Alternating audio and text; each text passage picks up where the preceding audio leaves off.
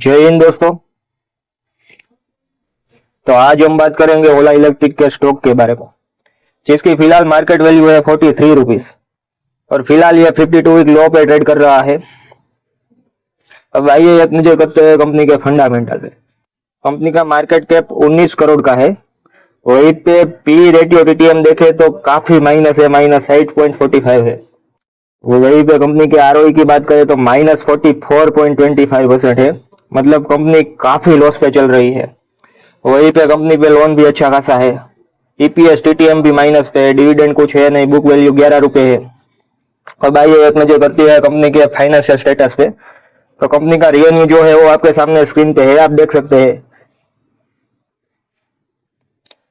वही हम कंपनी के प्रॉफिट की बात करें तो कंपनी हर साल अपना लॉस बढ़ाती जा रही है, हर साल उसका लॉस बढ़ रहा है।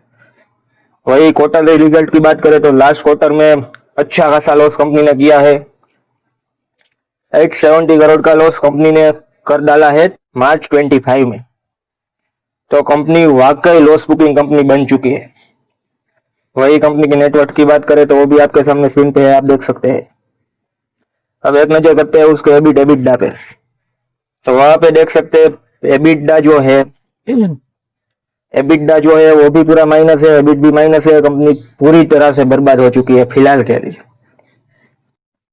वही कंपनी के एक्सपेंसेस की बात करें तो इसके एक्सपेंसेस पे देख सकते हैं आप, हर साल खर्चा बढ़ रहा है, हर साल कंपनी के एक्सपेंसेस ज्यादा हो रहे हैं। अभी कंपनी के अबाउट सेक्शन में जाइए तो कंपनी का नाम तो आपको पता ही है, उसके एमडी सीईओ भावेश अग्रवाल है। एनएससी सिंबल है ओला इलेक्ट्रिक।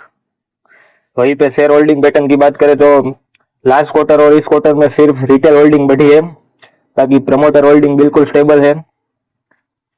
वही एफआईआई की बात करें तो एफआईआई ने कुछ परसेंट अपनी होल्डिंग बढ़ाई है। और म्यूचुअल फंड जो है, म्यूचुअल फंड में होल्डिंग अच्छी खासी कम हुई है इस क्वार्टर में। अब आइए एक नजर करते हैं इसके चार्ट पैटर्न पे। तो यहाँ पे 3 मंथ के चार्ट पे देखें तो स्टॉक कंटिन्यूअसली नीचे जा रहा है, नीचे की डायरेक्शन में जा रहा है। अब वही हम 1 ईयर के पैटर्न पे देखें तो इधर आप देख सकते हैं कंस्टेंटली 3 बार इसने अपना रेजिस्टेंस ब्रेक किया, कंस्टेंटली 3 बार इसने अपना सपोर्ट लेवल ब्रेक किया है। तो वाकई ये जो स्टॉक है वो लॉस बुकिंग है और इसमें इन्वेस्टमेंट करना मतलब घाटे का सौदा हो सकता है। हाँ, अगर सट्टे के मामले में देखें कि लग गया तो लग गया, वरना डूब गए पैसे तो अलग बात है। बाकी शॉर्ट टर्म लॉन्ग टर्म में इसमें इन्वेस्टमेंट करना रिस्की नहीं, इन्वेस्टमेंट करना ही नहीं चाहिए, इसमें कंप्लीट लॉस मेकिंग है।